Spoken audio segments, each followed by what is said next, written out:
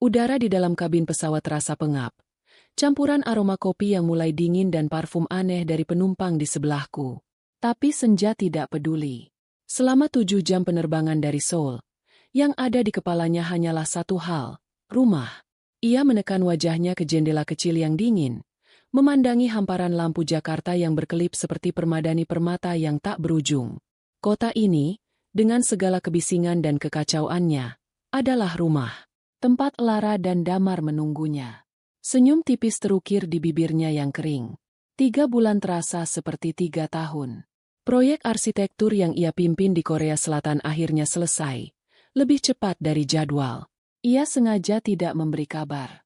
Ia ingin melihat ekspresi terkejut di wajah Lara, putrinya yang berusia 8 tahun. Ia membayangkan tawarnya gadis kecil itu saat melihat boneka beruang seukuran tubuhnya yang ia simpan di dalam koper. Ia juga membayangkan pelukan hangat Damar, suaminya, yang pasti akan mengeluh karena ia tidak menelepon.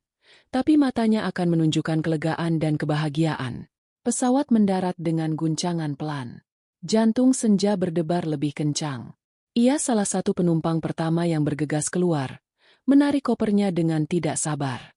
Udara malam Jakarta yang lembab langsung menyergapnya, terasa akrab dan menenangkan. Ia mengabaikan tawaran taksi premium dan memilih taksi biasa yang berbaris rapi. Komplek Cendana, Pak, katanya pada sopir. Suaranya sedikit serak karena terlalu lama diam.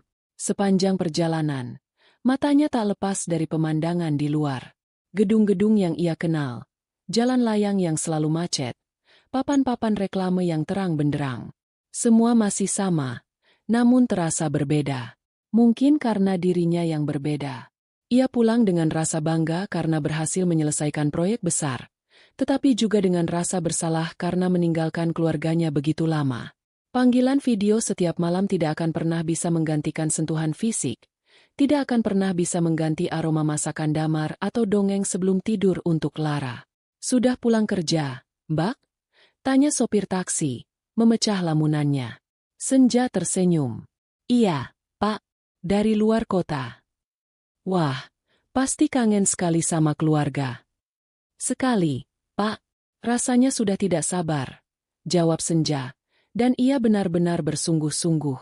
Taksi akhirnya memasuki gerbang komplek perumahan mereka. Suasana sepi dan damai.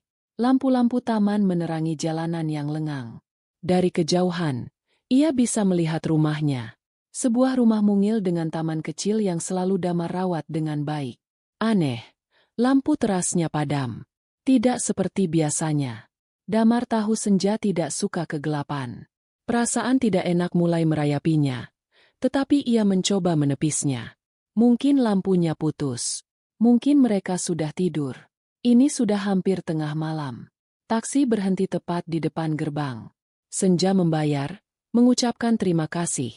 Lalu menyeret kopernya di jalanan paving block yang sedikit berlumut. Ia membuka gerbang yang tidak dikunci. Lagi-lagi aneh. Damar sangat teliti soal keamanan. Senja meletakkan kopernya di teras. Lalu merogoh tasnya mencari kunci rumah. Tangannya sedikit gemetar saat memasukkan kunci ke lubang pintu. Pintu terbuka tanpa suara. Gelap. Seluruh rumah gelap gulita. Dan sunyi. Kesunyian yang terasa salah. Kesunyian yang menusuk telinga. Biasanya, setidaknya ada suara dengungan kulkas atau detak jam dinding. Ini hampa. Damar? Lara? Panggilnya pelan.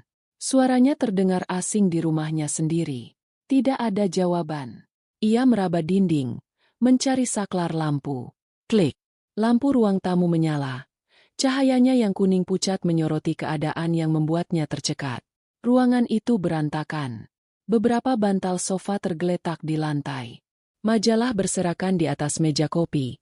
Di samping cangkir bekas teh yang sudah berkerak. Lapisan debu tipis menutupi permukaan meja. Ini bukan rumah yang ia tinggalkan. Rumahnya selalu rapi, selalu bersih. Damar adalah orang yang sangat peduli kebersihan. Sayang, panggilnya lagi. Kali ini lebih keras. Aku pulang. Ia melangkah masuk. Kakinya terasa berat. Ia memeriksa dapur. Beberapa piring kotor menumpuk di wastafel. Bau asam samar-samar tercium. Jantungnya mulai berdegup kencang. menabuh genderang perang di dalam dadanya. Ini salah. Semua ini salah. Ia berlari kecil menaiki tangga menuju lantai 2. Tujuan pertamanya adalah kamar Lara. Pintunya sedikit terbuka. Ia mendorongnya pelan. Kamar itu kosong. Tempat tidurnya acak-acakan. Selimutnya tersibak seolah ditinggalkan dengan tergesa-gesa. Di atas nakas, segelas air putih masih terisi setengah. Di sampingnya, sebuah buku cerita tergeletak terbuka. Senja mengambil buku itu. Halaman yang terbuka adalah gambar seorang putri yang sedang tertidur lelap di menara kastil. Setetes air mata jatuh di atas gambar itu tanpa ia sadari. Di mana anaknya? Dengan panik yang mulai membakar tenggorokannya, ia bergegas ke kamar utama. Kamarnya dan damar. Kosong. Tempat tidur rapi. Seolah tidak pernah ditiduri. Ia membuka lemari. Pakaian damar sebagian besar tidak ada di sana. Hanya tersisa beberapa kemeja kerja dan celana panjang. Koper besar mereka juga tidak ada. Ia meraih ponselnya. Jari-jarinya gemetar hebat hingga ia kesulitan menekan layar. Ia mencari nama, suamiku, dan menekan tombol panggil. Nada sambung tidak terdengar. Langsung dialihkan ke pesan suara. Nomor yang Anda tuju sedang tidak aktif atau berada di luar jangkauan. Ia mencoba lagi. Dan lagi. Dan lagi. Hasilnya sama. Rasa takut yang dingin mulai menjalar dari perutnya ke seluruh tubuhnya. Di mana mereka? Apa yang terjadi? Apakah ada kecelakaan? Apakah mereka diculik? Ribuan skenario buruk berkelebat di kepalanya. Masing-masing lebih mengerikan dari yang sebelumnya. Ia kembali ke ruang tamu, mencoba berpikir jernih. Ia harus mencari petunjuk. Matanya menjelajahi setiap sudut ruangan. Lalu, ia melihatnya. Di atas meja kerja damar yang terletak di sudut ruangan, di antara tumpukan kertas dan tagihan, ada sebuah amplop putih dengan logo yang ia kenali. Logo Rumah Sakit Harapan Bunda. Rumah sakit anak terbaik di kota ini. Tangannya yang dingin meraih amplop itu. Amplop itu tidak tertutup rapat. Di dalamnya ada selembar kertas. Bukan surat. Itu adalah rincian tagihan rawat inap. Matanya nanar membaca tulisan yang tertera di sana. Nama pasien, Lara Setiadi. Usia, 8 tahun. Ruang perawatan, unit perawatan intensif anak, PICU. Dunia senja seakan berhenti berputar. Napasnya tercekat di tenggorokan. Unit perawatan intensif. PICU. Kata-kata itu berdengung di kepalanya seperti lonceng kematian. Putrinya. Putri kecilnya berada di rumah sakit, di ruang perawatan intensif, dan ia tidak tahu apa-apa. Dan suaminya, ayah dari anak itu, tidak bisa dihubungi. Ia tidak berteriak. Ia tidak menangis. Tubuhnya hanya berguncang hebat, dan kertas di tangannya jatuh melayang ke lantai. Aroma rindu yang ia bawa dari negeri seberang kini berubah menjadi aroma pahit ketakutan dan pengkhianatan yang menyesakan. Ia meraih tasnya, kunci mobilnya, dan berlari keluar dari rumah yang terasa seperti kuburan itu, menuju malam yang menyimpan mimpi terburuk dalam hidupnya. Perjalanan menuju rumah sakit terasa seperti film bisu yang diputar dengan kecepatan tinggi. Senja tidak ingat bagaimana ia menyalakan mesin mobil, bagaimana ia keluar dari garasi, atau bagaimana ia bisa melaju di jalanan yang untungnya sudah sepi. Yang ia tahu hanyalah pedal gas di bawah kakinya ia tekan dalam-dalam, dan matanya terpaku lurus ke depan, menembus kegelapan malam. Lampu-lampu jalanan melebur menjadi garis-garis panjang berwarna kuning. Suara klakson dari mobil lain terdengar sayup-sayup, seperti datang dari dunia lain. Pikirannya kosong, kecuali 3 kata yang terus berulang seperti mantra kutukan. Lara, sakit, sendirian. Ia sampai di rumah sakit dalam waktu kurang dari 15 menit. Ia memarkir mobilnya asal-asalan. Bahkan tidak yakin apakah ia sudah mengunci pintunya. Ia berlari melintasi lobi yang lengang dan dingin. Napasnya terengah-engah. Aroma disinfektan yang tajam menyengat hidungnya. Aroma yang selalu ia benci. Aroma penderitaan. Seorang perawat di meja informasi menatapnya dengan tatapan lelah. Selamat malam, Bu. Ada yang bisa dibantu? Anak saya, Lara Setiadi. Dia dirawat di sini, kata Senja. Suaranya bergetar hebat. Ia menyodorkan kertas tagihan yang sempat ia pungut sebelum pergi. Perawat itu memeriksa komputernya. Alisnya sedikit berkerut. Atas nama Lara Setiadi. Benar. Pasien saat ini berada di ruang PICU, di lantai 3. Saya mau menemuinya. Sekarang. Desak Senja. Mohon maaf, Bu. Jam besuk sudah berakhir. Untuk ruang PICU, peraturannya sangat ketat. Hanya orang tua yang diizinkan masuk pada jam-jam tertentu, dan harus bergantian. Perawat itu menatap Senja dari atas ke bawah, melihat penampilannya yang kacau, rambutnya yang sedikit berantakan, dan matanya yang liar. Apakah Ibu, Senja? Senja mengangguk cepat. Ya, saya ibunya. Sebentar, Bu. Saya panggilkan dokter jaga. Menunggu terasa seperti siksaan. Setiap detik terasa seperti 1 jam. Senja berjalan mondar-mandir di depan meja informasi. Tangannya terkepal erat.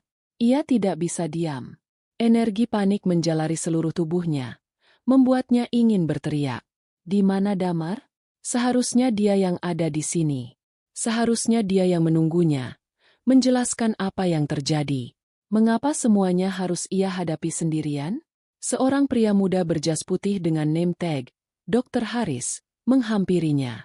Wajahnya terlihat lelah namun ramah. Ibu Senja? Saya Dr. Haris, dokter penanggung jawab putri Anda malam ini. Bagaimana keadaan anak saya, Dok? Tanya Senja langsung, tanpa basa-basi. Dokter Haris menuntunnya ke beberapa kursi di sudut lobi. Mari duduk dulu, Bu. Biar saya jelaskan. Senja duduk di ujung kursi, tubuhnya condong ke depan, siap menerkam setiap kata yang akan keluar dari mulut dokter itu.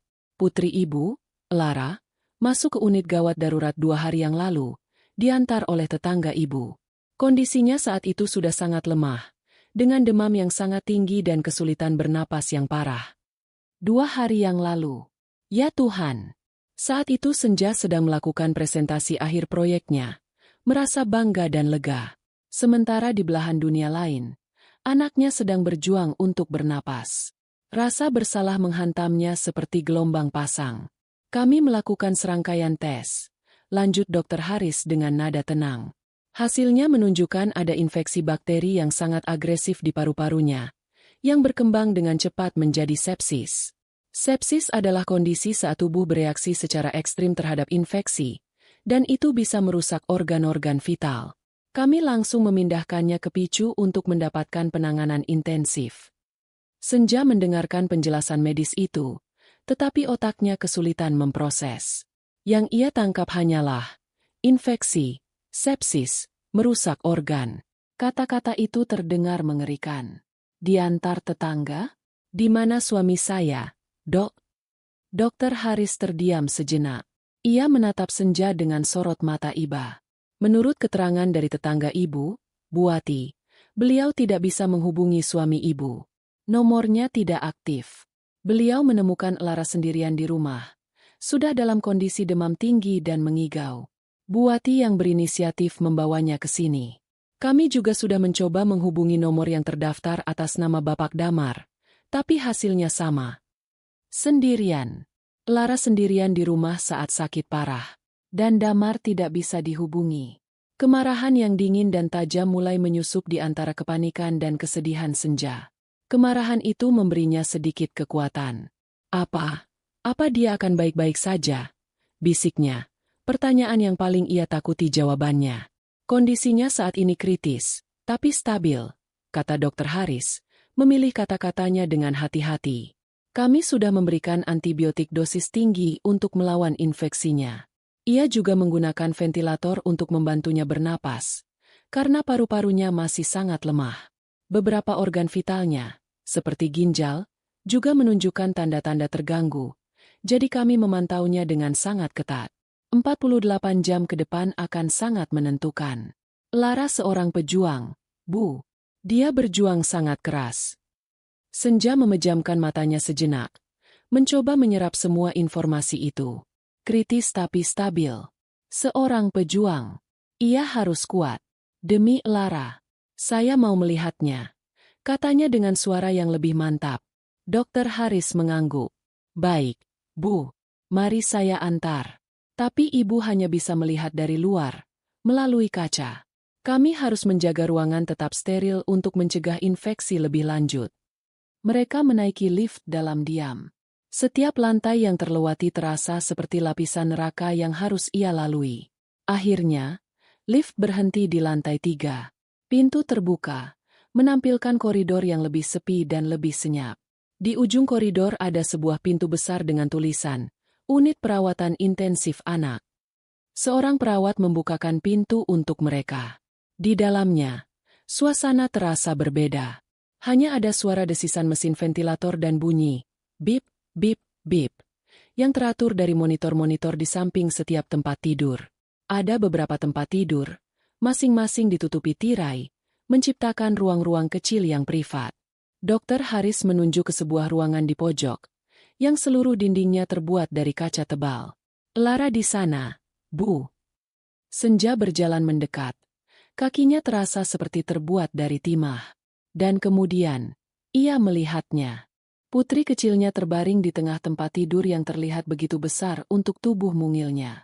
Wajahnya pucat pasi. Sebuah selang pernapasan masuk ke mulutnya, diplester ke pipinya.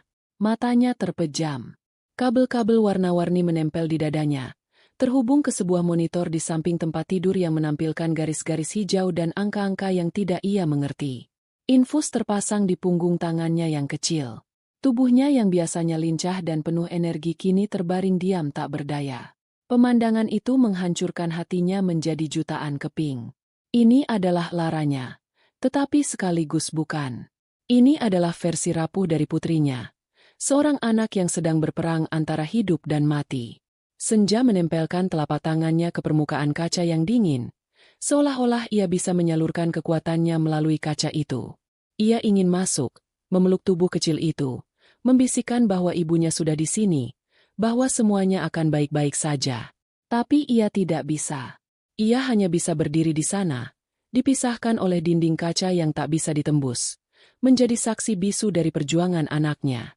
Air mata yang sejak tadi ia tahan akhirnya tumpah, mengalir deras di pipinya, tanpa suara. Bukan tangisan histeris, melainkan tangisan sunyi yang lahir dari kepedihan yang paling dalam. Ia menatap monitor, melihat angka-angka detak jantung dan saturasi oksigen. Angka-angka itu adalah satu-satunya bukti bahwa putrinya masih hidup, masih berjuang. Bip, bip, bip. Suara mesin itu menjadi satu-satunya musik pengiring di dunianya yang baru saja runtuh. Di balik dinding kaca itu, putrinya berjuang sendirian. Dan di luar sana, di suatu tempat yang tidak ia ketahui, suaminya menghilang. Kemarahan yang tadi sempat muncul kini tersapu oleh gelombang kesedihan dan keputusasaan yang luar biasa. Untuk saat ini, ia hanya seorang ibu yang hatinya hancur, menatap belahan jiwanya melalui skat kaca yang dingin. Waktu di ruang tunggu unit perawatan intensif berjalan dengan cara yang aneh. Ia tidak merangkak. Ia juga tidak berlari. Ia membeku. Jam di dinding seolah enggan menggerakkan jarumnya, dan setiap detiknya terasa memanjang, ditarik paksa hingga ke batasnya. Senja duduk di kursi plastik yang keras dan dingin, punggungnya terasa kaku, namun ia tidak merasakan apa-apa. Seluruh kesadarannya terpusat pada satu titik, pintu kaca di ujung koridor, tempat putrinya terbaring. Ia bertahan dengan kopi hitam pekat dari mesin penjual otomatis. Rasanya pahit seperti arang. Tapi kafein di dalamnya membantunya menjaga matanya tetap terbuka. Ia tidak akan tidur. Bagaimana ia bisa tidur sementara Lara di dalam sana berjuang? Beberapa kali perawat yang baik hati menawarinya selimut atau membawakan sepotong roti, yang ia terima dengan anggukan terima kasih namun tidak pernah ia sentuh. Makanan terasa seperti abu di mulutnya. Ia mencoba menelepon Damar lagi. Entah sudah yang keberapa puluh kali. Hasilnya tetap sama. Nomornya tidak aktif. Ia mengirimkan pesan singkat. Jarinya kaku dan lambat. Damar. Lara di ICU-RS Harapan Bunda. Kritis. Hubungi aku. Pesan itu terkirim, dengan satu centang abu-abu yang seolah mengejeknya. Tidak terkirim. Pikirannya berputar-putar. Mencoba mencari penjelasan yang masuk akal. Mungkin Damar sedang ada proyek di luar pulau, di tempat yang tidak ada sinyal. Mungkin ponselnya hilang atau rusak.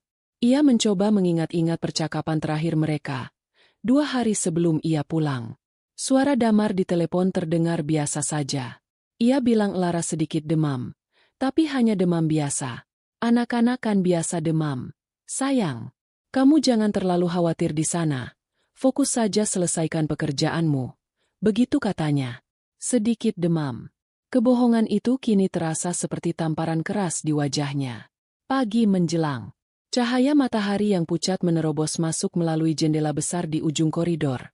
Namun tidak membawa kehangatan. Dokter Haris datang menemuinya. Wajahnya masih terlihat lelah. Ia memberikan laporan singkat. Kondisi Lara masih sama. Kritis. Tapi stabil. Tidak ada perburukan. Dan itu adalah berita baik. Yang bisa kita lakukan sekarang adalah menunggu dan membiarkan antibiotiknya bekerja. Kata dokter itu dengan lembut. Ibu sebaiknya pulang dulu. Istirahat. Kasihan badan ibu. Kami akan langsung menelepon jika ada perkembangan apapun. Pulang? Senja menggeleng. Saya akan tetap di sini, Dok. Tapi kemudian ia teringat sesuatu. Perawat administrasi tadi malam memintanya untuk melengkapi beberapa dokumen, termasuk kartu keluarga dan kartu asuransi Lara, yang semuanya ia simpan di laci meja kerjanya di rumah. Ia juga butuh pakaian ganti. Dengan berat hati, ia tahu ia harus kembali ke rumah itu. Rumah yang kini terasa asing dan menakutkan. Perjalanan pulang di tengah kemacetan pagi Jakarta terasa menyiksa. Semua orang tampak normal, sibuk dengan urusan mereka masing-masing, sementara dunianya sendiri sedang porak-poranda. Saat ia membuka pintu rumahnya, keheningan yang sama menyambutnya. Bau pengap di dalam ruangan terasa semakin kuat. Dengan langkah gontai, ia naik ke lantai 2. Ia mengambil beberapa potong pakaian, handuk, dan perlengkapan mandi, memasukkannya ke dalam tas. Kemudian, ia masuk ke ruang kerja kecil di sebelah kamar tidur utama. Di sanalah ia mencari dokumen-dokumen yang diperlukan. Saat membuka laci, matanya tertumbuk pada laptop Damar yang tergeletak di atas meja.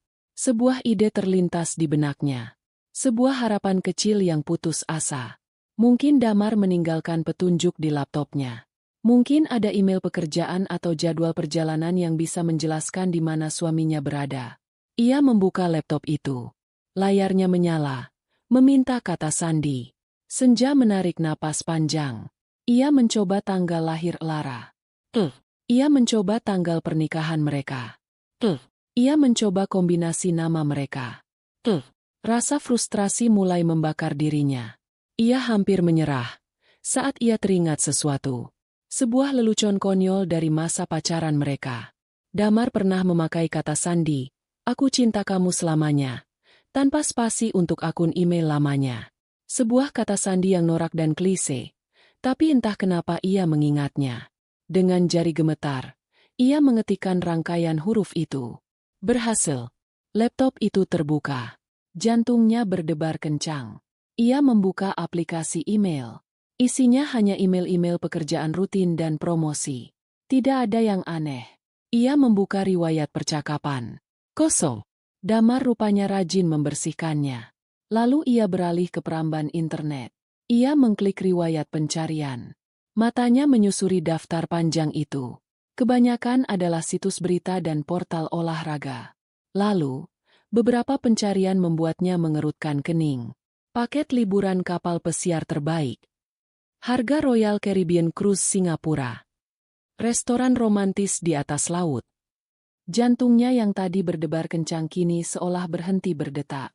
Ini pasti untuk kejutan. Ya, Damar mungkin merencanakan liburan keluarga untuk merayakan kepulangannya. Ia mencoba meyakinkan dirinya sendiri, mencengkram erat harapan tipis itu. Ia melanjutkan menelusuri riwayat. Lalu ia menemukan sebuah nama. Giselle Adriani.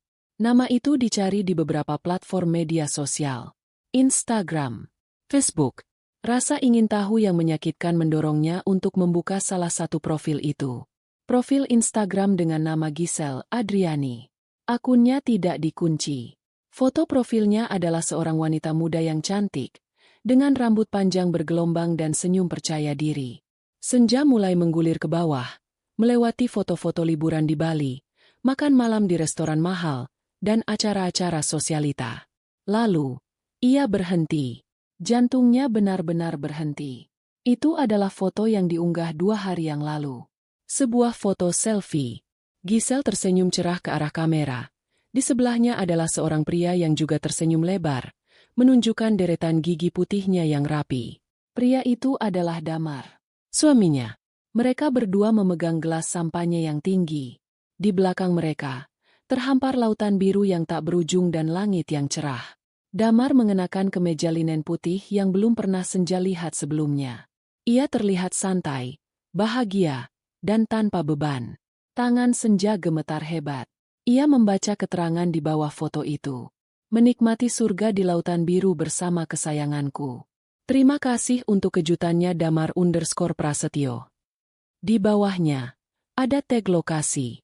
Royal Caribbean Cruise, Somewhere at Sea. Rasa sakit yang tajam dan tak terperi merobek dada Senja. Lebih sakit daripada saat ia melihat Lara di ruang ICU. Ini adalah jenis sakit yang berbeda. Ini adalah pengkhianatan dalam bentuknya yang paling murni dan paling kejam. Saat putri mereka sedang berjuang antara hidup dan mati, sendirian di rumah sakit, ayahnya sedang bersulang sampahnya dengan wanita lain di tengah lautan.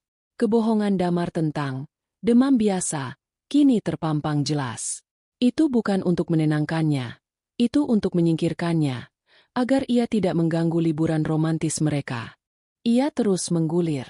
Ada lebih banyak foto. Foto Damar dan Giselle sedang makan malam, dengan lilin di atas meja. Foto mereka berdua berpose di dek kapal saat matahari terbenam. Di setiap foto, Damar terlihat bahagia. Lebih bahagia dari yang pernah Senja lihat selama bertahun-tahun terakhir. Kesedihan yang tadi menyelimutinya mulai menguap, digantikan oleh sesuatu yang lain. Sesuatu yang panas, yang mendidih dari dalam perutnya, naik ke dadanya, dan membakar tenggorokannya. Itu adalah amarah. Amarah yang begitu pekat dan dingin. Amarah seorang istri yang dikhianati. Amarah seorang ibu yang anaknya ditelantarkan. Ia tidak menangis. Air matanya seolah sudah kering. Tatapannya kosong, terpaku pada wajah suaminya yang tersenyum di layar laptop. Senyum itu kini terlihat seperti seringai iblis. Ia teringat semua pengorbanannya. 3 bulan ia bekerja siang dan malam di negeri orang, menahan rindu yang menyiksa, semua demi masa depan keluarga mereka. Dan inilah balasannya. Uang yang ia kirim setiap bulan, yang ia pikir digunakan untuk membayar cicilan rumah dan biaya sekolah Lara, ternyata digunakan untuk membiayai liburan mewah suaminya dengan selingkuhannya.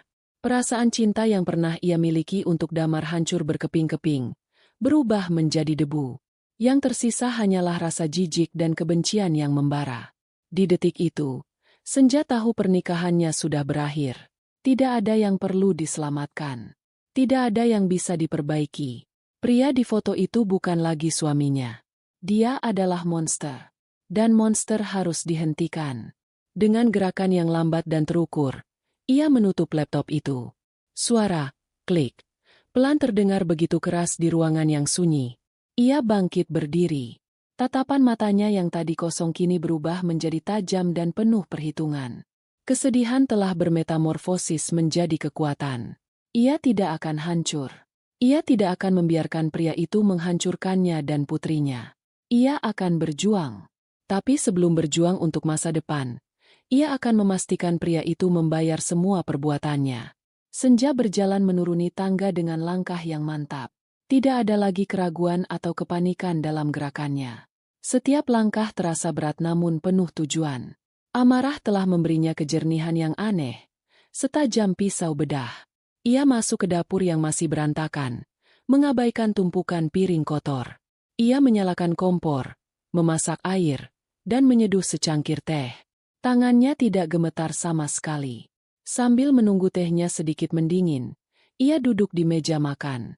Matanya menatap kosong ke dinding di depannya, tetapi pikirannya bekerja dengan kecepatan penuh. Ia memutar ulang semua kejadian dalam beberapa tahun terakhir. Saat-saat ketika Damar mengeluh tentang pekerjaannya yang stagnan. Saat Damar memutuskan untuk berhenti bekerja dan memulai bisnisnya sendiri. Sebuah bisnis yang tidak pernah benar-benar menghasilkan apa-apa. Saat ia yang akhirnya mengambil alih semua tanggung jawab finansial, bekerja lebih keras, mengambil proyek di luar negeri, sementara Damar menjaga rumah dan Lara. Menjaga. Kata itu terasa seperti lelucon pahit sekarang. Ia teringat betapa mudahnya ia memberikan akses penuh kepada Damar atas keuangan mereka. Rekening bersama, kartu kredit tambahan. Ia percaya padanya. Ia percaya bahwa mereka adalah sebuah tim. Kepercayaan itu kini terasa begitu bodoh, begitu naif. Pria itu tidak hanya mengkhianati hatinya, ia juga telah merampok hasil kerja kerasnya.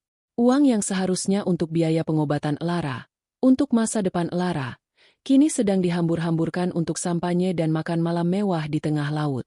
Rasa panas kembali menjalari dadanya. Ini bukan lagi hanya tentang perselingkuhan. Ini adalah tentang keadilan. Ini adalah tentang kelangsungan hidup. Biaya perawatan dipicu tidaklah murah. Ia akan membutuhkan setiap sen yang ia miliki untuk menyelamatkan putrinya. Dan ia tidak akan membiarkan satu sen pun lagi dari uangnya mengalir ke kantong pria itu. Teh di cangkirnya sudah hangat. Ia meminumnya dalam beberapa tegukan besar. Rasanya tidak ia pedulikan. Kemudian, ia mengambil ponselnya. Ia membuka kontak dan mencari nomor yang sudah ia hafal di luar kepala. Nomor layanan prioritas banknya. Ia menekan tombol panggil. Nada tunggu yang memainkan musik klasik terdengar di telinganya. Beberapa detik kemudian, suara seorang wanita yang ramah menyapanya. Selamat pagi, dengan layanan prioritas. Nama saya Anita. Ada yang bisa dibantu? Selamat pagi, jawab Senja. Suaranya terdengar sangat tenang, bahkan bagi telinganya sendiri. Nama saya Senja Widyastuti. Saya ingin melakukan beberapa tindakan pengamanan pada rekening saya.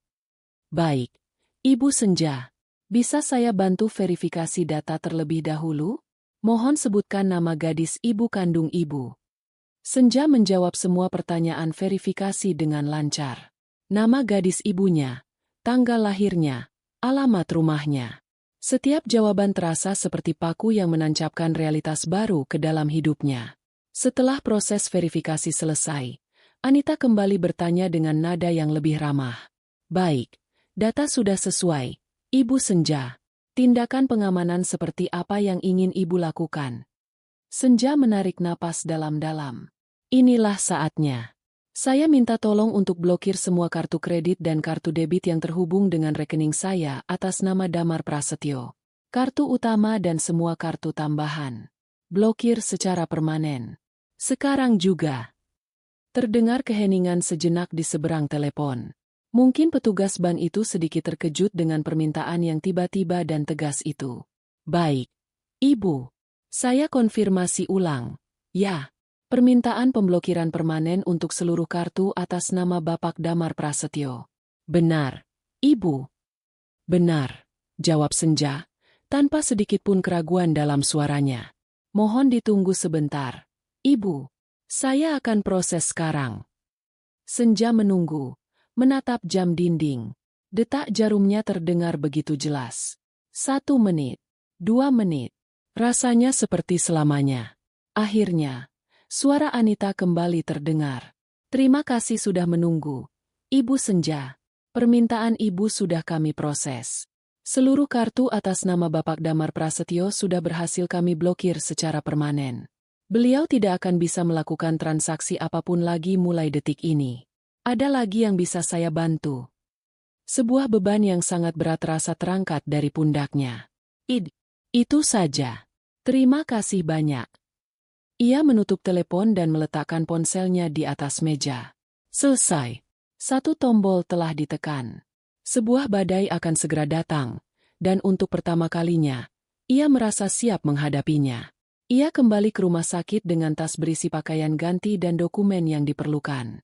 Ia menyerahkan dokumen itu ke bagian administrasi, lalu kembali ke pos jaganya di luar ruang picu. Ia duduk di kursi yang sama, tetapi kini dengan perasaan yang berbeda. Ia tidak lagi merasa putus asa. Ia merasa seperti seorang prajurit yang sedang menunggu pertempuran. Sekitar 1 jam kemudian, saat ia sedang mencoba memaksa matanya untuk terpejam sejenak, ponselnya bergetar di dalam tas. Ia meraihnya. Nama, suamiku, tertera di layar. Senja hanya menatap layar itu. Jantungnya berdebar, bukan karena takut, tetapi karena antisipasi. Ia menekan tombol merah, menolak panggilan itu. Beberapa detik kemudian, ponselnya bergetar lagi. Panggilan dari nomor yang sama. Ia menolaknya lagi. Getaran ketiga datang hampir seketika. Kali ini, ia membisukan ponselnya, tapi membiarkan layarnya tetap menyala. Ia ingin melihatnya. Ia ingin menghitungnya. Panggilan itu terus berdatangan, satu demi satu, tanpa jeda. Layarnya terus menyala, menampilkan nama pria yang kini terasa begitu asing. Di sela-sela panggilan, notifikasi pesan singkat mulai bermunculan di bagian atas layar. Senja angkat. Kenapa teleponku nggak diangkat? Kartuku kenapa ditolak semua? Kamu di mana sih? Ada masalah apa ini? Aku lagi ada urusan penting di Singapura. Jangan main-main. Singapura. Bahkan dalam kepanikannya, pria itu masih sempat berbohong. Senja tersenyum tipis. Senyum pertama dalam 2 hari terakhir. Senyum yang dingin dan tanpa kebahagiaan. Ia terus menatap layar ponselnya, seolah sedang menonton pertunjukan. Panggilan masuk. Panggilan masuk. Notifikasi pesan baru. Abaikan. Ia menghitungnya dalam hati. 20, 35, 50. Pria itu pasti sedang panik setengah mati. Ia membayangkan Damar di atas kapal pesiar mewah itu, di depan kasir sebuah butik atau restoran mahal. Wajahnya memerah karena malu saat kartunya terus-menerus ditolak. Ia membayangkan tatapan merendahkan dari Giselle. Gambaran itu tidak memberinya kesenangan, hanya sebuah kepuasan yang kelam. Kepuasan bahwa akibat dan perbuatan akhirnya bertemu. Panggilan itu tidak berhenti. Jumlahnya terus bertambah. 70, 82, 90. Seolah-olah pria itu berpikir jika ia terus mencoba, keajaiban akan terjadi dan istrinya akan luluh. Tapi ia salah. Wanita yang ia nikahi sudah tidak ada lagi. Yang tersisa hanyalah seorang ibu yang akan melakukan apapun untuk melindungi anaknya. Akhirnya, setelah panggilan tak terjawab yang ke-95, layar ponsel itu menjadi gelap. Hening. Mungkin baterainya habis.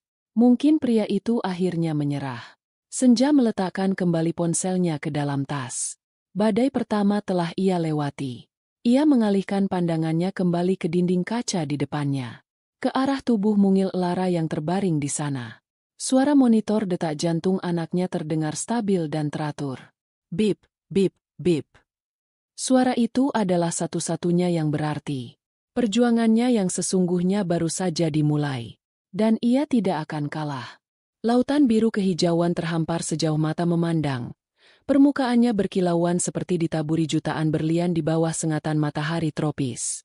Di atas dek kolam renang kapal pesiar, Harmony of the Seas, alunan musik calypso yang ceria mengalir dari pengeras suara, berbaur dengan tawa riang para penumpang dan suara es batu yang beradu di dalam gelas-gelas koktail berwarna-warni. Ini adalah surga.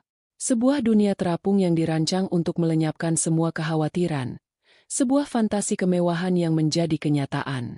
Damar bersandar di kursi malasnya, kacamata hitam bertengger di hidung, menyesap segelas mojito yang dingin. Di sampingnya, Giselle sedang mengoleskan minyak beraroma kelapa ke kulitnya yang sudah kecoklatan. Ia tampak memukau dalam balutan bikini berwarna merah cerah. Damar tersenyum puas.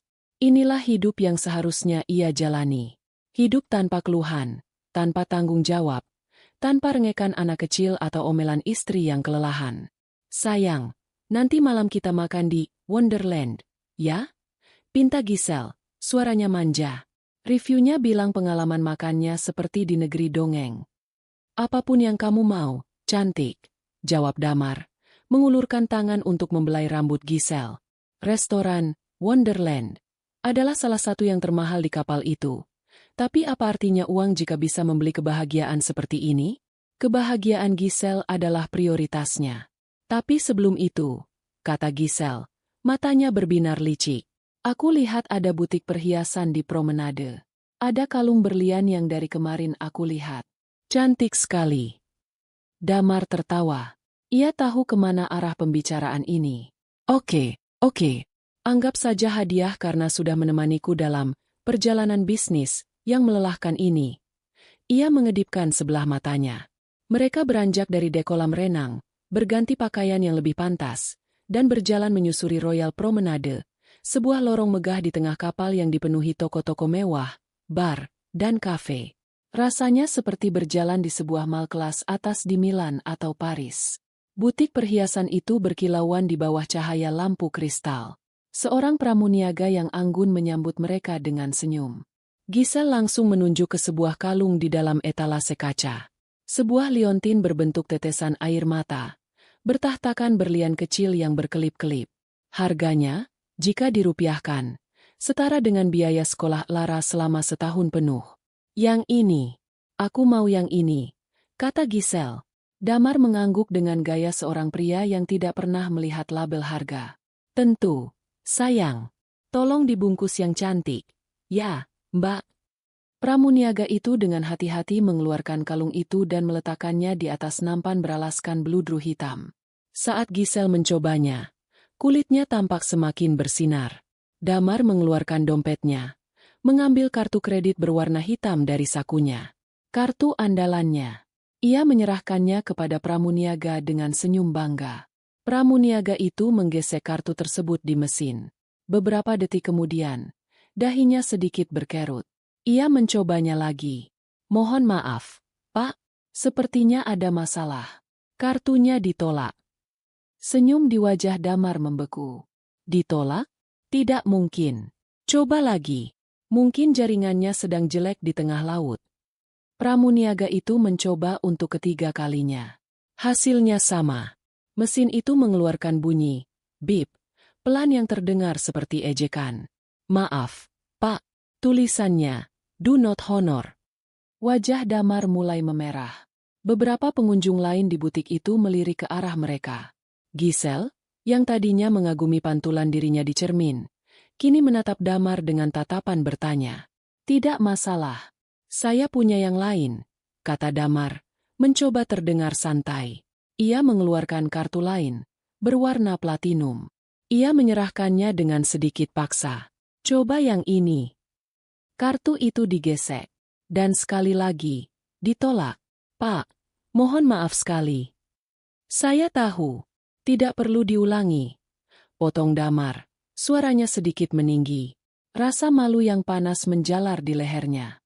Ia bisa merasakan tatapan Giselle yang mulai berubah dari kekaguman menjadi kekecewaan. Ini adalah mimpi buruk.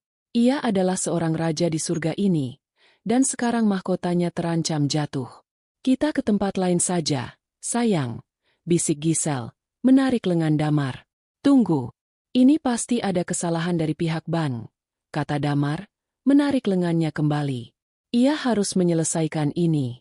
Ia tidak mau terlihat seperti seorang pecundang di depan Giselle. Saya akan telepon bank sekarang. Ia berjalan keluar dari butik, meninggalkan Giselle yang berdiri canggung di dalam. Ia mencari sudut yang sedikit sepi di dekat tangga, lalu mengeluarkan ponselnya. Ia mencoba menelepon layanan pelanggan banknya, tapi sinyal telepon sangat buruk. Akhirnya, setelah beberapa kali mencoba, ia berhasil terhubung.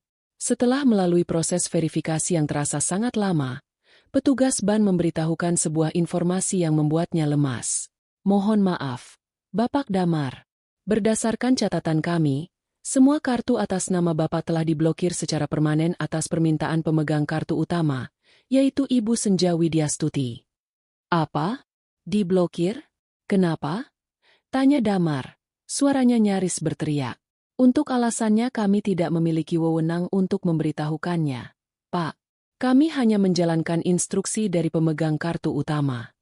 Telepon ditutup. Damar berdiri mematung. Ponsel menempel di telinganya. Diblokir. Oleh Senja. Kenapa? Apa yang terjadi? Apakah Senja tahu? Tidak mungkin.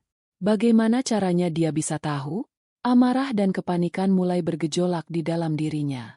Ia segera mencari nama Senja di kontaknya dan meneleponnya. Tidak diangkat. Ia menelepon lagi. Ditolak. Ia mencoba lagi dan lagi. Setiap panggilan yang ditolak terasa seperti tamparan di wajahnya. Giselle menghampirinya. Ada apa? Damar? Kenapa wajahmu pucat sekali? Bukan apa-apa. Hanya masalah administrasi, jawab Damar, mencoba tersenyum. Tapi hasilnya lebih mirip seringai orang kesakitan. Sebentar, ya. Aku harus selesaikan ini. Ia mulai mengirimkan pesan. Menuntut penjelasan. Menuduh Senja sedang main-main. Tapi tidak ada satupun balasan. Ponselnya seakan-akan menjadi benda mati yang hanya bisa menerima. Tanpa pernah memberi jawaban. Ia kembali menelepon. Kali ini dengan amarah yang tidak terkendali. Ia berjalan mondar-mandir di promenade. Tidak peduli dengan orang-orang yang menatapnya aneh. Panggilannya terus ditolak. 10 kali. 20 kali. Setiap penolakan membuat rasa paniknya semakin menjadi-jadi. Kemewahan di sekelilingnya tiba-tiba terasa menyesakan. Kapal pesiar yang tadinya adalah surga kini terasa seperti penjara terapung yang mewah. Ia tidak punya uang. Tidak sepeser pun. Semua biaya di kapal ini terhubung dengan kartu kamarnya, yang juga terhubung dengan kartu kreditnya yang kini sudah diblokir. Ia terjebak. Damar, sebenarnya ada apa? Tanya Giselle lagi. Kali ini nadanya tidak lagi manja. Ada nada curiga di sana. Masalah administrasi apa sampai istrimu harus memblokir semua kartumu? Istri. Giselle tahu ia punya istri. Tapi Damar selalu bilang bahwa hubungannya dengan Senja sudah di ujung tanduk. Bahwa mereka hanya bersama demi anak. Sebuah kebohongan yang kini kembali menghantuinya. Aku tidak tahu. Dia mungkin marah karena aku pergi. Dia memang seperti itu, sangat posesif. Damar mencoba membela diri, tapi suaranya terdengar lemah. Ia terus mencoba menelepon Senja. 50 kali. 70 kali. Setiap kali layarnya menyala dengan nama, Senja. Harapannya tumbuh, dan setiap kali panggilan itu ditolak, hatinya semakin tenggelam. Ia sudah tidak peduli lagi dengan Giselle yang menatapnya dengan pandangan aneh. Ia tidak peduli lagi dengan surga dunia di sekelilingnya. Yang ada di kepalanya hanyalah kepanikan. Bagaimana ia akan membayar sisa tagihan di kapal ini? Bagaimana ia akan pulang? Citranya sebagai pria sukses dan kaya raya hancur berkeping-keping dalam satu sore. Ia terus menekan tombol panggil di ponselnya. Sebuah gerakan putus asa yang mekanis. 90. 91. Hingga akhirnya, setelah panggilan yang ke-95, layar ponselnya berkedip lalu mati. Baterainya habis. Damar menatap layar hitam itu dengan tatapan kosong. Keheningan dari ponselnya terasa lebih memekakan telinga daripada semua kebisingan di sekitarnya. Ia sendirian, bangkrut, dan terjebak di tengah lautan bersama seorang wanita yang kini menatapnya seolah ia adalah seorang penipu. Surga dunianya telah runtuh, dan ia bahkan tidak tahu kenapa. Keheningan yang ditinggalkan oleh ponsel yang mati terasa aneh. Selama lebih dari 1 jam terakhir, getaran dan cahaya dari benda itu telah menjadi pusat perhatian Senja. Sebuah pertunjukan bisu dari kepanikan seorang pria di belahan dunia lain. Kini, setelah semuanya berakhir, hanya ada kesunyian koridor rumah sakit dan suara, bip, dari dalam ruang picu. Senja merasa lelah. Bukan lelah fisik karena kurang tidur, melainkan lelah jiwa yang begitu mendalam. Amarah yang tadi memberinya kekuatan kini mulai surut, meninggalkan ruang hampa yang dingin. Ia menatap dinding kaca di depannya. Di sana, Lara masih terbaring, masih berjuang. Itulah satu-satunya hal yang penting. Drama dengan Damar hanyalah kebisingan latar belakang yang mengganggu. Seorang perawat senior yang ramah, Bu Ida, menghampirinya. Ia membawa secangkir teh hangat dan sepotong biskuit. Diminum dulu, Bu, biar ada tenaga. Senja menerimanya dengan anggukan. Terima kasih, Bu. Ibu sudah di sini hampir 2 hari tanpa istirahat, kata perawat itu dengan lembut. Ibu harus jaga kesehatan juga. Lara butuh ibunya dalam kondisi yang kuat saat dia sadar nanti. Kata-kata itu menusuk hati Senja. Saat Lara sadar nanti. Bukan jika, tapi saat. Sebuah harapan kecil namun kuat. Apa saya boleh masuk sebentar saja, Bu? 5 menit. Saya hanya ingin berada di dekatnya. Pinta Senja. Suaranya memelas. Bu Ida menatapnya dengan iba. Ia melihat lingkaran hitam di bawah mata Senja. Melihat tatapan putus asa di sana. Setelah berpikir sejenak, ia mengangguk. Baiklah, 5 menit. Tapi ibu harus pakai pakaian pelindung lengkap. Saya bantu siapkan.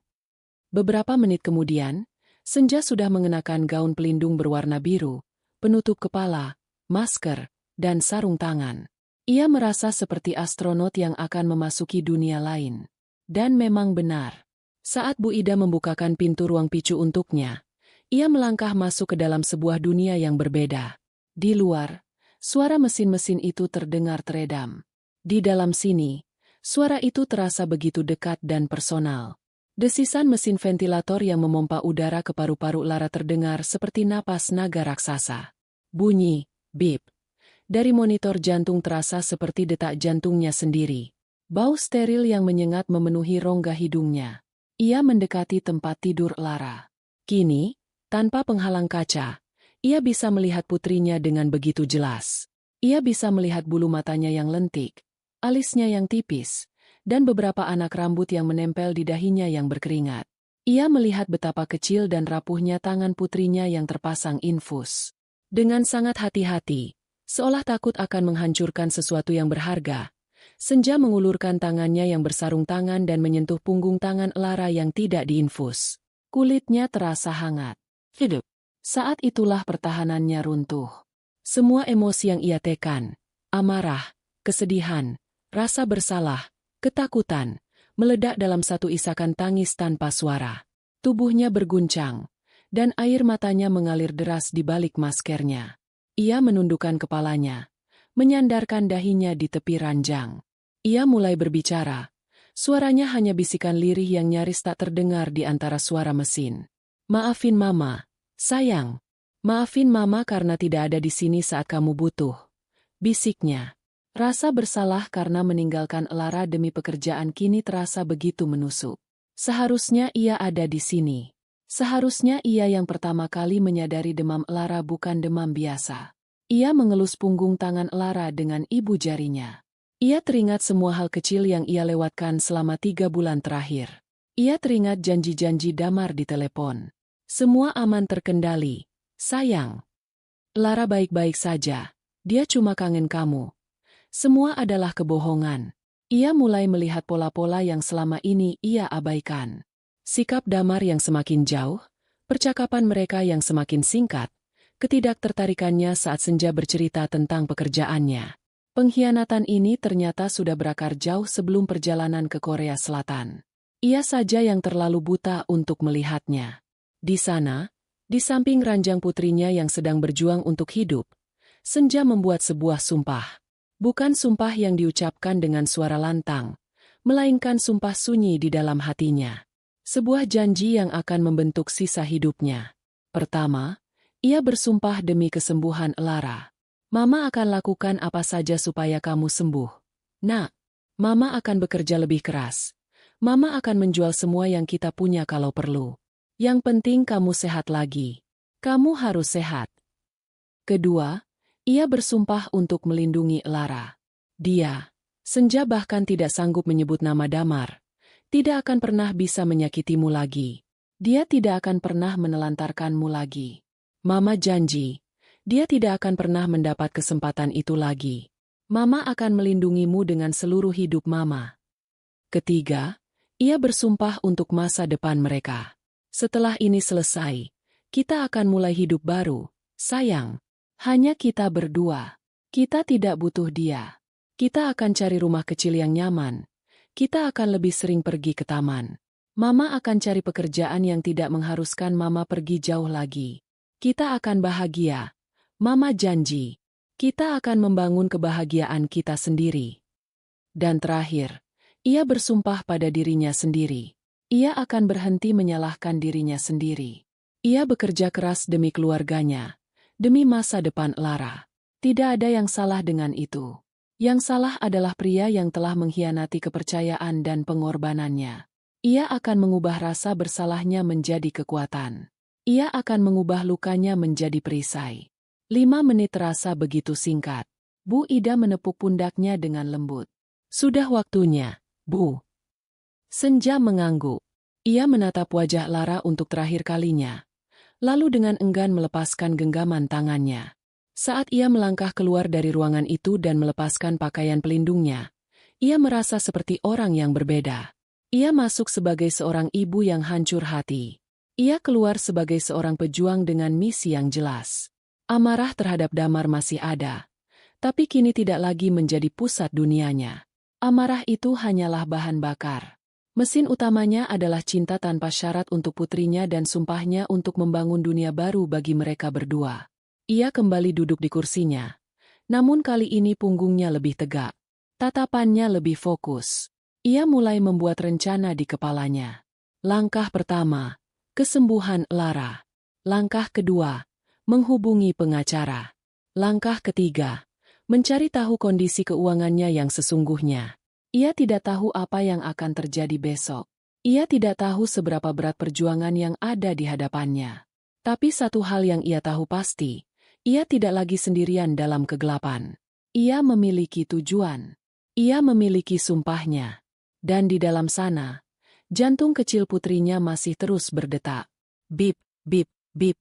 Suara itu kini bukan lagi suara mesin yang menakutkan. Itu adalah genderang perang. Dan ia siap untuk bertempur. Perjalanan pulang bagi Damar adalah sebuah penurunan derajat yang brutal dari surga ke neraka. Surga dunia yang ia cicipi selama beberapa hari, dengan aroma sampanye, sentuhan lembut Giselle, dan bisikan ombak, lenyap dalam sekejap, digantikan oleh realitas pahit yang berbau keringat, keputusasaan, dan bahan bakar diesel. Setelah ponselnya mati, ia berdiri di tengah promenade yang ramai seperti orang bodoh. Giselle menatapnya dengan pandangan yang tidak lagi bisa ia artikan. Bukan lagi kekaguman, bukan lagi kemanjaan, melainkan campuran antara rasa jijik dan perhitungan yang dingin. Jadi, kata Giselle, suaranya tajam dan tanpa emosi, selama ini kita liburan pakai uang istrimu. Damar mencoba menyangkal, mencoba merangkai kebohongan lain, tapi kata-kata itu tersangkut di tenggorokannya. Wajahnya sudah menjelaskan semuanya. Aku tidak menyangka kamu serendah ini, Damar, kata Giselle. Lalu ia berbalik dan berjalan pergi tanpa menoleh sedikit pun. Langkahnya yang anggun seolah tidak terpengaruh oleh drama yang baru saja terjadi. Damar ditinggalkan sendirian, menjadi tontonan bisu bagi para penumpang lain yang melewatinya. Masalah terbesarnya kini bukanlah Giselle. Masalahnya adalah tagihan besar yang menunggunya saat kapal ini berlabuh di Singapura besok pagi. Ia tidak punya uang. Ia tidak punya kartu yang berfungsi. Ia adalah seorang tawanan di istananya sendiri. Malam itu, ia tidak tidur. Ia duduk di balkon kamarnya yang mewah, menatap lautan gelap yang tak berujung. Ia tidak lagi melihat keindahan di sana, hanya kekosongan yang mengancam akan menelannya. Ia berhasil meminjam pengisi daya dari petugas kamar, dan setelah ponselnya hidup kembali, ia memulai babak baru yang lebih memalukan, mengemis. Ia menelepon beberapa teman dekatnya. Dering pertama, ia hubungi Johan, teman SMA-nya yang kini sukses menjadi kontraktor. Halo, Han. Wah, ganggu malam-malam, nih. Ia memulai dengan tawa yang dipaksakan. Begini, Han. Aku lagi ada masalah perbankan sedikit di Singapura. Kartu-kartuku entah kenapa nggak bisa dipakai semua. Bisa tolong pinjami aku uang dulu? Nanti di Jakarta langsung ku ganti. Terdengar keheningan sejenak di seberang telepon. Singapura? Bukannya kamu bilang lagi ada proyek di Bandung? Tanya Johan. Darah Damar serasa membeku. Ia lupa kebohongan mana yang telah ia katakan pada siapa. Oh, iya, itu. Proyek Bandung sudah selesai lebih cepat. Lalu ada urusan mendadak di Singapura. Kamu tahulah, bisnis. Ia mencoba mengelak. Setelah perdebatan yang canggung dan penuh selidik, Johan akhirnya setuju untuk mentransfer sejumlah uang, tapi jumlahnya jauh dari yang ia butuhkan untuk melunasi tagihan kapal pesiar. Ia menelepon yang lain. Hasilnya serupa. Beberapa menolak dengan halus, beberapa langsung menolak mentah-mentah. Setiap panggilan mengikis sedikit demi sedikit harga dirinya. Ia harus menjelaskan, berbohong, dan memohon. Pria sukses dan menawan yang selama ini ia proyeksikan ke dunia luar kini hanyalah seorang pengemis via telepon. Selama proses yang menyiksa itu, kepanikannya perlahan bermutasi. Rasa takutnya berubah menjadi kemarahan yang membara. Ini semua salah Senja. Wanita itu sengaja melakukannya. Ia sengaja mempermalukannya, menghancurkannya. Untuk apa? Cemburu buta? Ia mulai membangun narasi di kepalanya. Ia adalah korban. Ia adalah suami yang bekerja keras, dalam versinya sendiri, yang hanya mencoba mencari sedikit kebahagiaan, dan kini istrinya yang neurotik dan pencemburu mencoba menghancurkan hidupnya. Ia sama sekali tidak memikirkan Lara.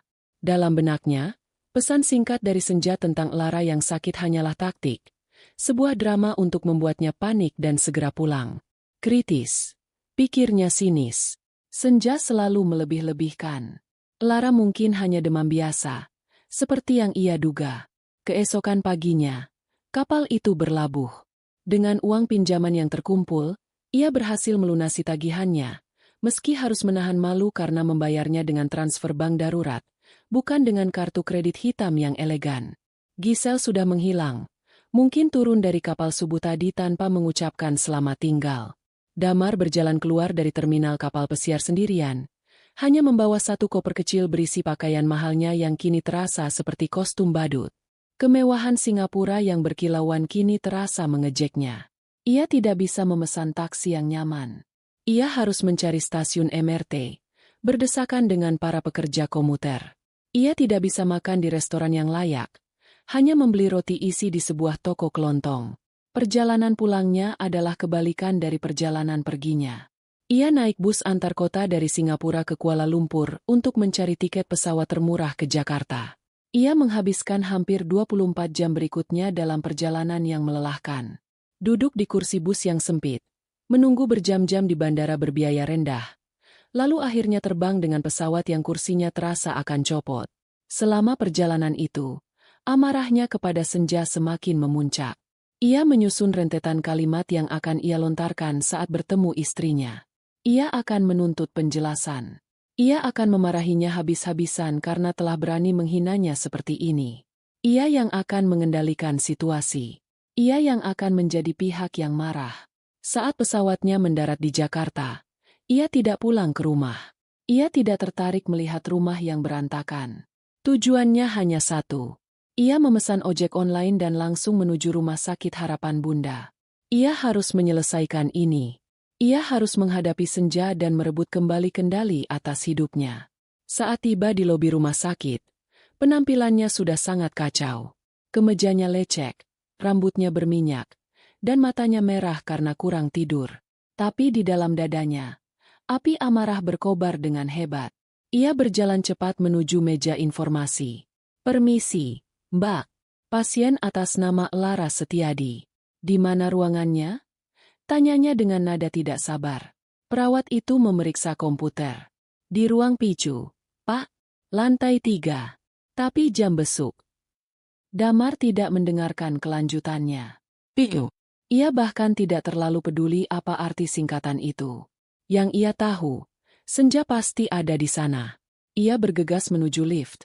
Jantungnya berdebar kencang. Bukan karena khawatir, tapi karena adrenalin pertempuran. Ia sudah siap.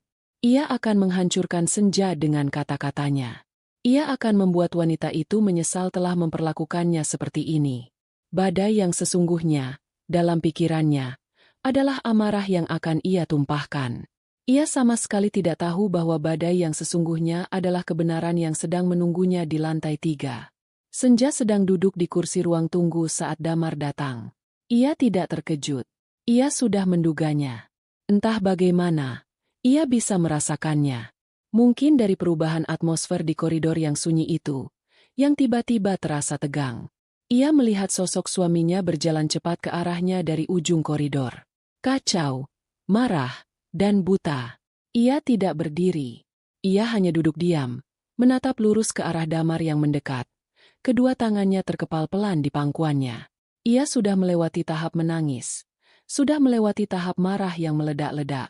Yang tersisa kini hanyalah ketenangan yang dingin, setenang danau di puncak gunung es. Damar berhenti tepat di depannya. Napasnya terengah-engah. Ia bahkan tidak melirik ke arah pintu kaca besar bertuliskan, Unit Perawatan Intensif Anak, di samping mereka. Matanya hanya tertuju pada Senja, menyala dengan amarah yang ia bawa dari seberang lautan. Apa-apaan kamu ini, Senja?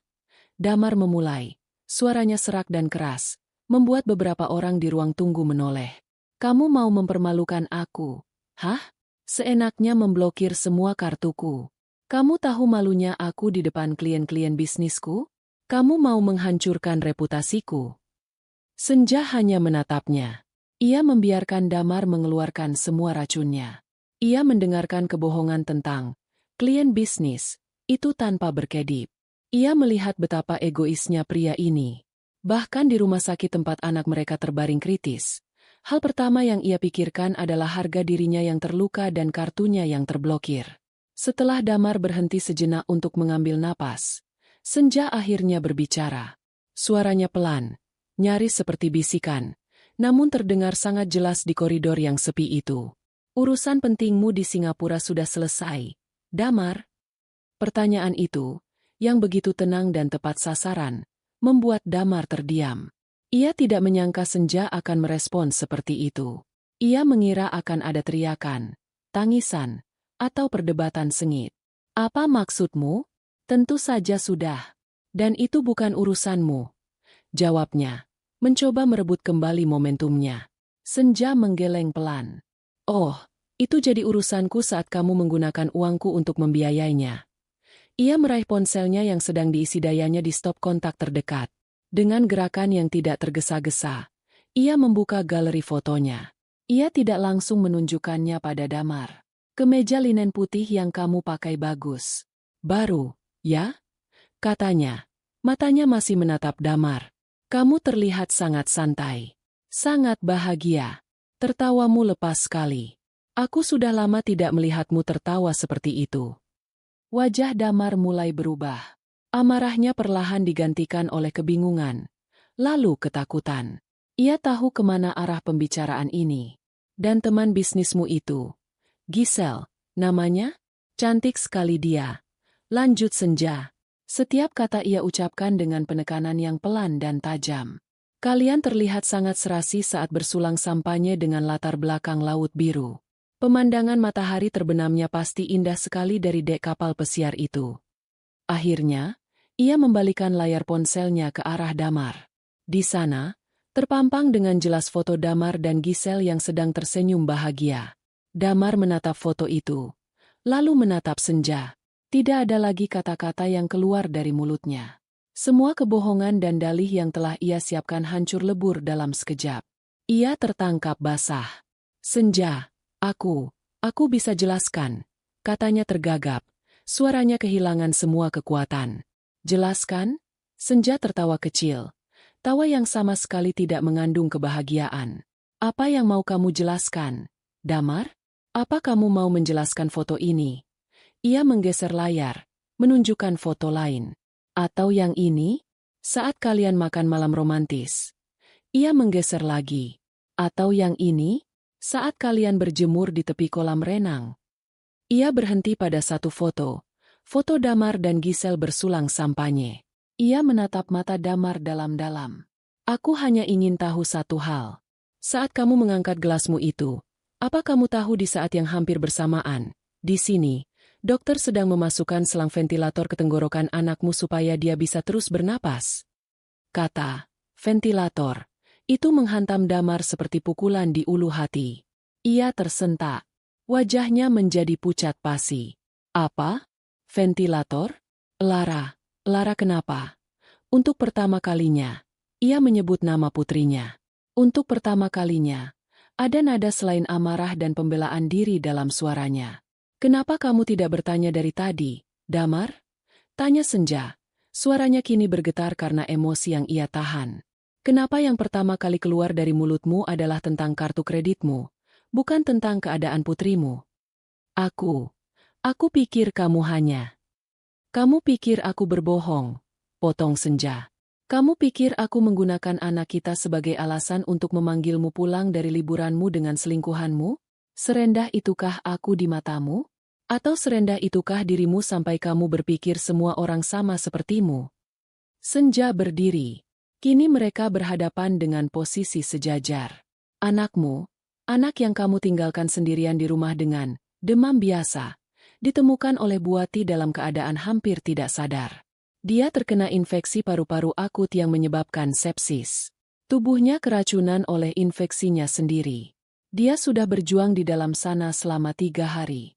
3 hari, Damar. Selama kamu menikmati surgamu, dia berada di nerakanya sendiri. Damar mundur selangkah. Tubuhnya limbung. Ia menoleh ke arah pintu kaca picu seolah baru pertama kali melihatnya. Ia melihat siluet para perawat yang bergerak cepat. Ia mendengar bunyi mesin-mesin yang konstan. Kenyataan itu akhirnya menghantamnya dengan kekuatan penuh. Ini nyata. Anaknya benar-benar dalam bahaya. Aku mau lihat Lara, bisiknya. Matanya mulai berkaca-kaca.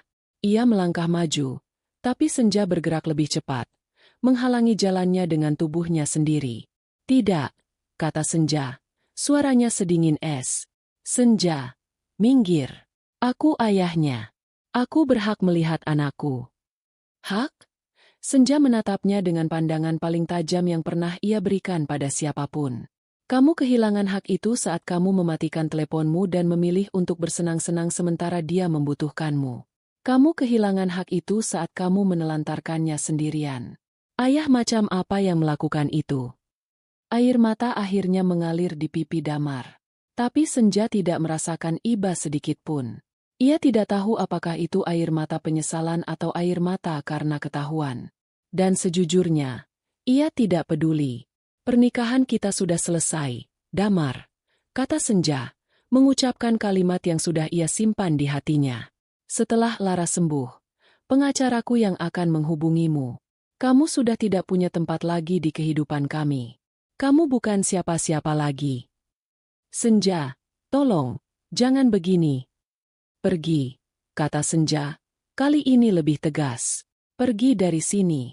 Jangan biarkan anakku, saat dia sadar nanti, harus melihat wajah pria yang telah menelantarkannya.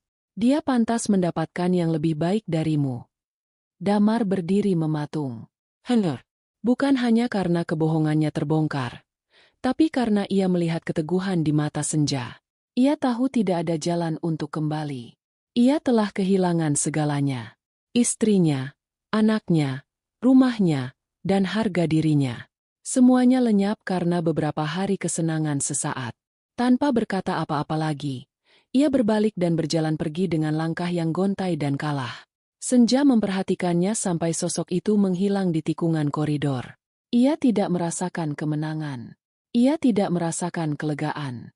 Ia hanya merasakan kehampaan yang luar biasa. Tapi di tengah kehampaan itu, ada satu titik terang yang membuatnya tetap berdiri tegak. Ia kembali menatap ke dalam ruang kaca, ke arah putrinya. Pertempuran pertama telah usai. Kini, ia bisa kembali fokus pada perang yang sesungguhnya. Perang untuk kehidupan Lara. Setelah Damar pergi, koridor itu kembali senyap. Tapi keheningan kali ini terasa berbeda. Tidak lagi mencekam, melainkan kosong. Seolah sebuah babak yang penuh gejolak dalam hidup Senja akhirnya benar-benar berakhir. Tidak ada lagi yang perlu dikatakan. Tidak ada lagi yang perlu diperdebatkan. Yang tersisa hanyalah puing-puing dari sebuah pernikahan yang hancur dan tugas berat untuk membangun kembali kehidupan dari awal. Senja tidak membiarkan dirinya larut dalam kehampaan itu. Ia kembali duduk, mengeluarkan buku catatan kecil dari tasnya, dan mulai menulis. Ia bukan lagi korban yang pasif. Ia adalah arsitek dari masa depannya sendiri. Butir pertama dalam daftarnya adalah, hubungi pengacara. Keesokan paginya, sambil tetap berjaga di samping putrinya yang masih dalam perawatan intensif, ia melakukan panggilan telepon itu. Ia berbicara dengan seorang pengacara wanita yang direkomendasikan oleh teman kantornya. Seorang wanita bernama Ibu Rita yang suaranya terdengar tegas namun penuh empati. Senja menceritakan semuanya, tanpa ada yang ditutupi. Dari pengkhianatan Damar, penelantaran Lara, hingga masalah finansial. Ibu Rita mendengarkan dengan sabar. Ibu berada di posisi yang sangat kuat, kata Bu Rita di akhir percakapan. Penelantaran anak adalah kasus yang serius. Kita akan ajukan gugatan cerai dengan tuntutan hak asuh anak sepenuhnya. Jangan khawatir soal biaya. Kita bisa atur pembayarannya nanti. Yang terpenting sekarang, fokus pada kesembuhan putri ibu dan kumpulkan semua bukti yang ada. Percakapan itu memberinya kekuatan baru. Ia tidak sendirian dalam pertarungan hukum ini. Ada seseorang yang akan membantunya menavigasi labirin hukum yang rumit. Ia mulai mengumpulkan semuanya. Salinan tagihan rumah sakit, tangkapan layar dari percakapan terakhirnya dengan Damar, dan tentu saja, foto-foto liburan suaminya yang menjadi bukti tak terbantahkan. Setiap bukti yang ia kumpulkan terasa seperti satu bata yang ia letakkan untuk membangun benteng perlindungan di sekelilingnya dan Lara. Sementara itu, di dalam ruang picu, sebuah keajaiban kecil mulai terjadi. Perlahan tapi pasti, kondisi Lara menunjukkan perbaikan. Hari keempat, dokter berhasil menurunkan dosis obat penenang. Hari kelima, angka-angka di monitor menunjukkan fungsi ginjalnya mulai kembali normal. Peradangan di paru-parunya mulai mereda. Setiap kabar baik dari dokter terasa seperti tetesan air di padang gurun bagi senja. Ia menghabiskan waktunya dengan membacakan buku cerita untuk Lara di balik kaca. Suaranya pelan dan menenangkan. Ia percaya, meskipun Lara tidak sadar, putrinya bisa mendengar suaranya. Ia memutar lagu-lagu pengantar tidur kesukaan Lara dari ponselnya. Ia menempelkan foto-foto mereka berdua di dinding kaca, menciptakan sebuah sudut kecil yang penuh cinta di tengah-tengah peralatan medis yang dingin. Di sisi lain, kejatuhan Damar berlangsung cepat dan sunyi. Setelah pergi dari rumah sakit, ia mencoba menghubungi beberapa anggota keluarga, mencari simpati. Ia merangkai cerita versinya sendiri, tentang istri yang terlalu posesif dan kesalahpahaman yang dibesar-besarkan. Tapi usahanya sia-sia. Kabar tentang Lara yang kritis sudah sampai ke telinga keluarga besar. Adik Senja, Dewi, yang paling keras menghadapinya. "Jangan pernah hubungi kakakku lagi, Mas," kata Dewi di telepon. Suaranya bergetar karena marah. "Kamu bukan hanya menyakiti dia, kamu hampir membunuh keponakanku. Bagi kami, kamu sudah tidak ada." Teman-temannya yang ia hubungi untuk meminjam uang pun mulai menjaga jarak. Kabar buruk menyebar lebih cepat daripada api. Cerita tentang perselingkuhannya dan kelalaiannya terhadap Lara menjadi bisik-bisik di antara lingkaran pertemanan mereka. Orang-orang yang dulu menyanjungnya kini menatapnya dengan pandangan berbeda. Ia menjadi paria. Tanpa akses ke uang senja, gaya hidupnya runtuh. Ia harus pindah dari rumah mereka yang nyaman dan menyewa sebuah kamar kos kecil yang pengap. Ia mencoba mencari pekerjaan, tapi tanpa pengalaman yang berarti selama beberapa tahun terakhir, ia kesulitan mendapatkan panggilan. Pria yang dulu merasa seperti raja dunia kini harus menghadapi kenyataan pahit bahwa tanpa topangan finansial istrinya, ia bukan siapa-siapa. Ia benar-benar sendirian, terisolasi dalam penyesalannya yang terlambat. Senja tidak peduli dengan semua itu. Dunianya kini hanya sebatas koridor rumah sakit dan dinding kaca ruang picu. Ia sibuk mengurus administrasi, berdiskusi dengan dokter, dan memastikan asuransi menanggung sebagian besar biaya. Ia belajar tentang istilah-istilah medis yang rumit. Ia memahami cara kerja mesin ventilator.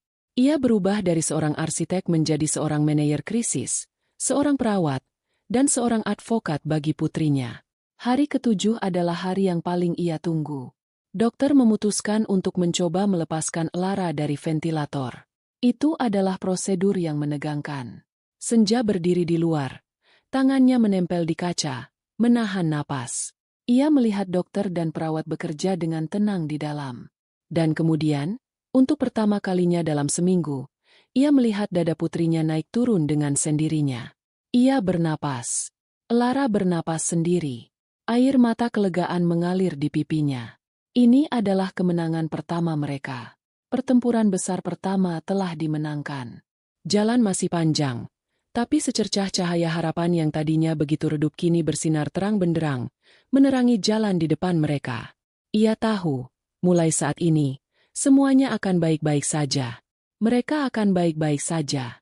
6 bulan kemudian, suara tawar yang Lara memantul di dinding apartemen kecil mereka, berbaur dengan aroma sup ayam jahe yang menguar dari dapur. Senja tersenyum, mengaduk panci sambil sesekali melirik putrinya yang sedang asyik menggambar di meja makan. Pemandangan itu adalah musik terindah di telinganya. Rambut Lara sudah tumbuh kembali, menutupi bekas luka kecil di kulit kepalanya akibat selang-selang rumah sakit. Pipinya sudah kembali berisi, dan matanya yang dulu redup karena sakit kini berbinar-binar penuh kehidupan. Mereka telah pindah. Rumah lama, dengan semua kenangan pahitnya, telah mereka tinggalkan. Proses perceraian berjalan lebih cepat dari yang diperkirakan. Dengan bukti penelantaran yang begitu kuat, hakim dengan mudah memberikan hak asuh anak sepenuhnya kepada Senja. Damar tidak melawan. Menurut pengacaranya, ia bahkan tidak hadir dalam beberapa sidang terakhir. Ia menghilang begitu saja, ditelan oleh kehidupannya yang baru dan sulit. Apartemen 2 kamar ini tidak sebesar rumah mereka dulu, tapi terasa jauh lebih hangat. Dindingnya mereka cat dengan warna kuning cerah. Di setiap sudut, ada sentuhan pribadi mereka. Lukisan cat air buatan Lara, pot-pot tanaman sukulen yang mereka rawat bersama, dan foto-foto mereka berdua yang dibingkai dengan ceria. Ini bukan hanya tempat tinggal. Ini adalah sebuah suaka, sebuah benteng kedamaian yang mereka bangun bersama. Senja juga telah memulai babak baru dalam karirnya. Ia memutuskan untuk berhenti dari firma arsitektur besar tempatnya bekerja dan membuka biro konsultasi desainnya sendiri dari rumah. Pekerjaannya tidak sebanyak dulu, dan uangnya tidak sebanyak dulu,